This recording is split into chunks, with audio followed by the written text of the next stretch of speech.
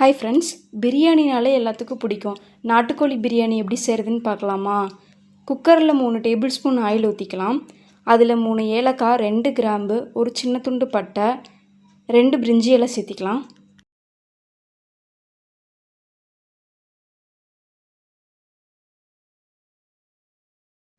இது கூட 2 பச்சை மிளகாய், 3 பெரிய வெங்காயம் சேர்த்திக்கலாம்.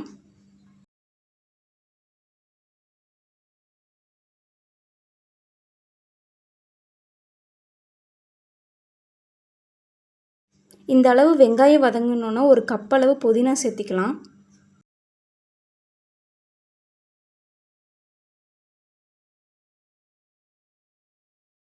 இது நல்லா ஃப்ரை ஆனோன்னே இது கூட 2 டேபிள் ஸ்பூன் இஞ்சி பூண்டு பேஸ்ட் சேர்த்திக்கலாம்.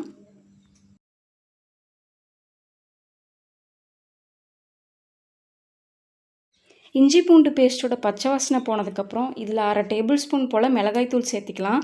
மிளகாய்த்தூள் உங்களுக்கு ஏற்ற மாதிரி சேர்த்திக்கோங்க.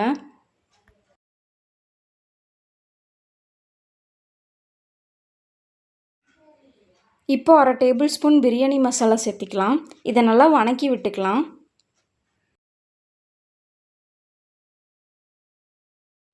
மசாலா நல்லா ஃப்ரை ஆனதுக்கப்புறம் இது கூட 3 தக்காளி சேர்த்திக்கலாம்.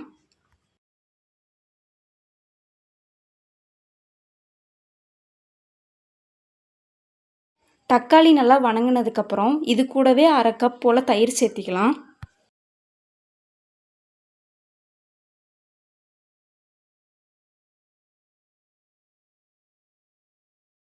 இது கூட உப்பு தேவையான அளவு சேர்த்திக்கலாம். இப்போ நம்ம கழுவி வச்ச 1 கிலோ சிக்கன் சேர்த்திக்கலாம். நாங்கள் 4 பேத்துக்கு செஞ்சுருக்கோம். உங்களுக்கு எவ்வளோ வேணுமோ அந்தளவு செஞ்சுக்கோங்க. சிக்கன் கூட மசாலா நல்லா ஒட்டுற மாதிரி கலந்து விட்டுக்கலாம்.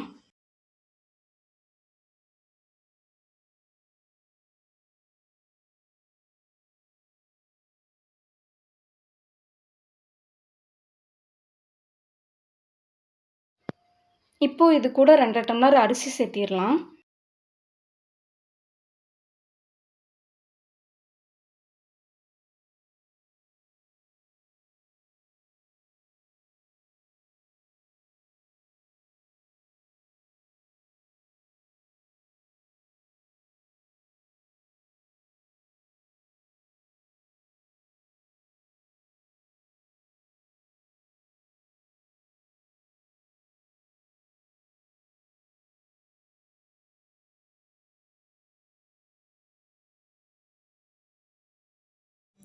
இதில் 5 டம்ளர் தண்ணி சேர்த்து 5 விசில் விட்டு இறக்கிடலாம். அவ்வளோதான் ஃப்ரெண்ட்ஸ், பிரியாணி ரெடி.